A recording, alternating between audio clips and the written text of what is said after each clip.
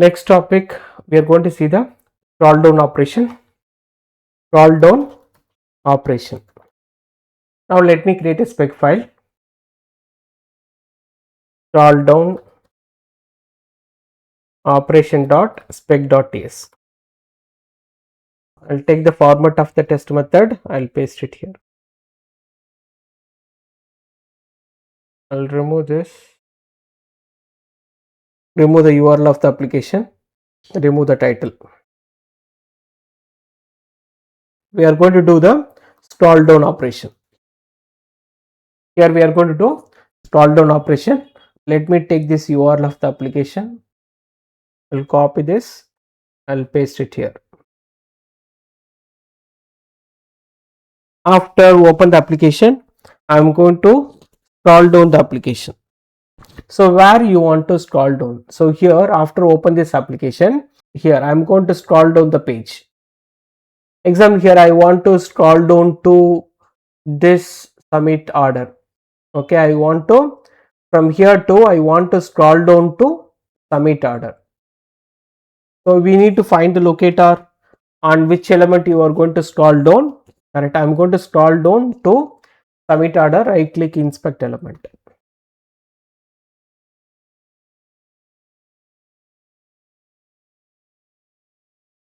Here I can use the XPath for this. We can write the text function, right? // star text function equal text of the element. This is the XPath. Which type this one? XPath by text function.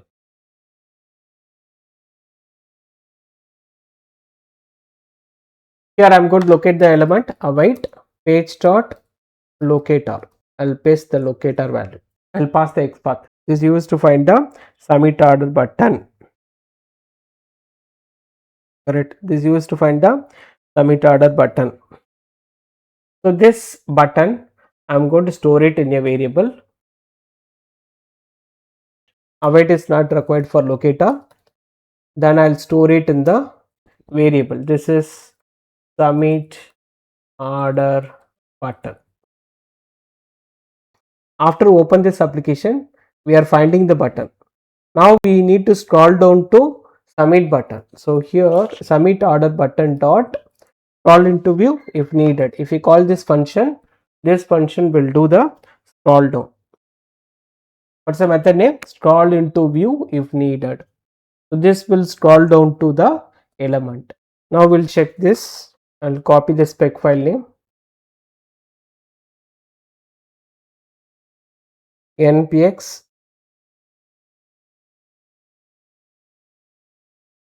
I'll paste this spec file name and run it.